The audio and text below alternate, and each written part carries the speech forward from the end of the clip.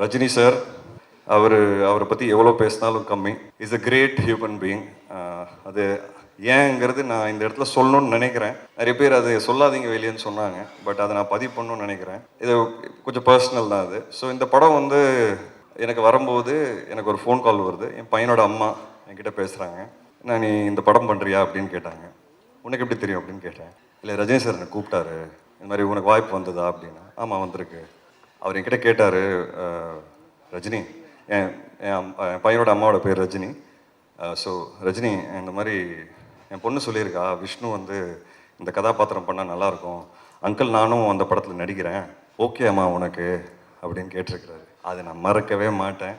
ஏன்னா அவர் இம்பார்ட்டன்ஸ் கொடுத்துருக்காரு பாருங்க அங்கே ஃப்ரெண்டோட பொண்ணுக்கு. அதுதான் என்னை பொறுத்த வரைக்கும் அவர் சூப்பர் ஸ்டாராக இருக்கிற காரணம். அந்த ஃப்ரெண்டை வந்து மதித்து, அந்த பொண்ணை மதித்து அவரை கூப்பிட்டு அதை கேட்டிருக்கிறாரு. இதை நான் சொல்லுமா இல்லையே, சொல்லிடக்கூடாதுன்னு எனக்கு தெரியாது.